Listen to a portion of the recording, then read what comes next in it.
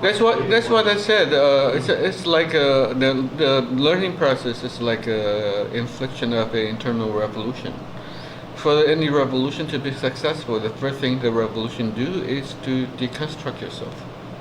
No? Destroy everything you know, destroy everything you have accumulated from inside of you, and to make room for the process of reintegration. Yeah, that's the constructive part of a revolution. All for the better.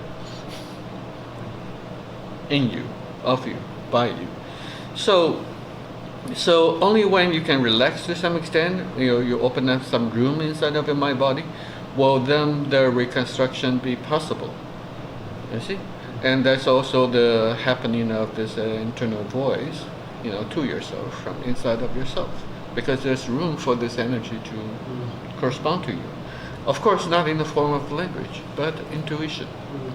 So if you keep on releasing in the open, and then this intuition then will become stabilized, and you become more and more. You'll have a much bigger level of internal freedom from inside of yourself.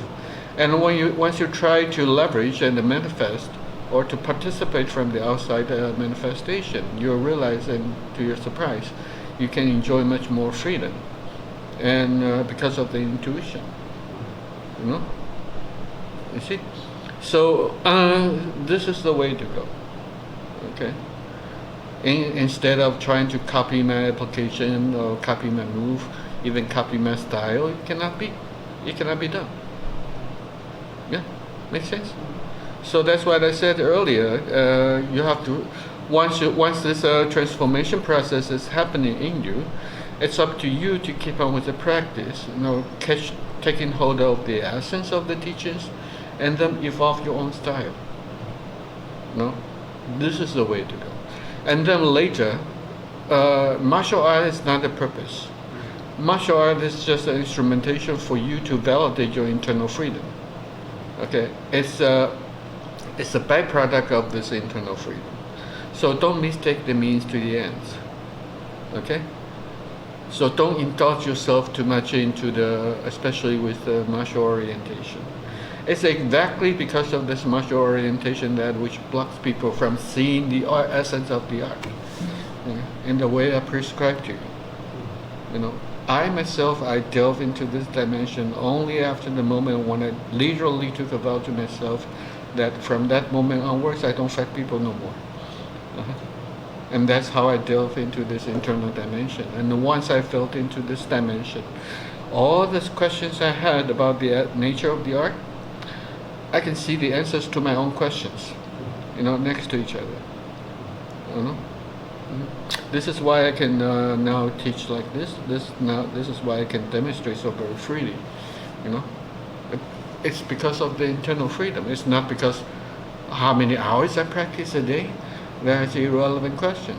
Once you're into this energy dimension, each and every moment of now, you aware that everything is a function of energy. Only if you are aware of it. And then your perspective changes. Okay. And then your mind becomes your servant instead of being dominating on top of your head 24 hours a day, making you suffer your own life experience. You see? And then you'll have a better chance to understand and realize, so the manifestation in me, there's no difference. The world is there because of I am. It makes sense. Not the ego I, but this conscious presence. But even this conscious presence is not constant. Because this conscious presence is also bound by the physicality of your body. But this is the only capital you can have. To transcend yourself, to bridge over from the temporal state into the permanent state. But to the mind, the word consciousness is not understandable. Because the mind, if you're dominated by the mind, it's like you're the shadow. You're under the shadow of the darkness of your mind. It's an object, It's an object on the screen of manifestation, like an actor on the screen. You see? So it's impossible for the mind to transcend itself. You see? Once you realize that, oh, I'm not the mind, then who the hell am I? I'm not the actor, I'm the director. Once you can successfully make the transition from inside of yourself, your perspective will be different. And then your mental energy becomes your instrumentation. Yeah. And your mind will not sit on top of your head dominating over you, 24 hours a day, no more. And life will become a much more enjoyable process. Yeah. Of course, at your hands, at your discretion, to participate or not to participate. Yeah. But for you to enjoy the scenery, you have to make yourself there. As a beginner, once you have to reach the apex of the mountain and you can unload your luggage and then turn your head around, enjoy the scenery, and then you don't have to utter a word. You become the seer. You become the knower.